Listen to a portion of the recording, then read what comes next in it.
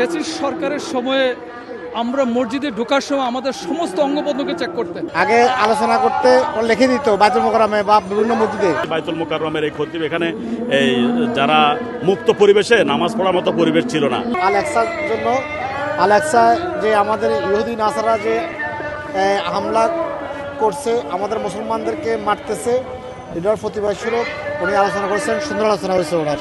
আগে আলোচনা করতে লিখে দিত বাইতুল মোকাররমে বা বিভিন্ন মসজিদে। আমাদের যে বিগত সরকার ছিল উনি লিখে দিতেন, লিখে দেওয়ার মাধ্যমে ওনাদেরকে বক্তব্য দিত, এর বাইরে ওনারা বক্তব্য দিতে পারতেন না। আমাদের এই মুসলিম জাতিকে খতিবদেরকে জিম্মি করে রাখছিল বিগত সরকার। আমরা ভালোভাবে দেখতেছি সেটাকে, আমরা সেবা মুসলমান হিসেবে আমরা গ্রহণ করে নিচ্ছি যে মুসলিম উম্মার জন্য ভালো হচ্ছে ওনাদের আলোচনাগুলো। ফ্যাসিস্ট সরকারের সময়ে আমরা মসজিদে ঢোকার সময় আমাদের সমস্ত অঙ্গপ্রত্যঙ্গ চেক করতেন। এখন কিন্তু সেটা হচ্ছে না। সেজন্য বর্তমান অন্তর্বর্তী সরকারকে আমরা ধন্যবাদ জানাচ্ছি এবং আমরা মুসলিমদের কৃতজ্ঞতা জানাচ্ছি। পূর্বে যে ইমাম সাহেব ছিল এটা ছিল মানে টোটালি ছিল পলিটিক্যাল একজন ইমাম, আর এখন যিনি আছেন উনি পলিটিক্যাল নয়, উনি হচ্ছেন সার্বজনীন সকলের ইমাম।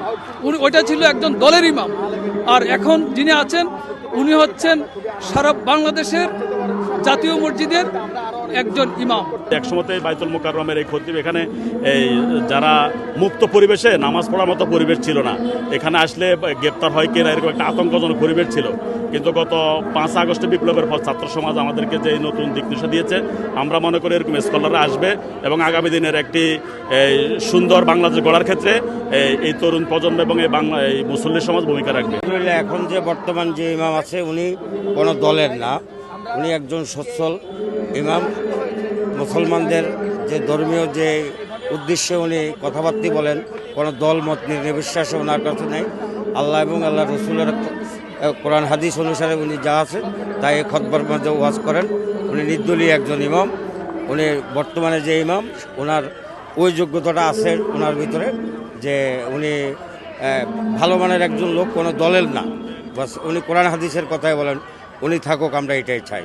আগে তো যে ইমাম ছিল সে তো সরকারের দেওয়া এবং তাদের নির্দেশ অনুসারে কথা বলতো।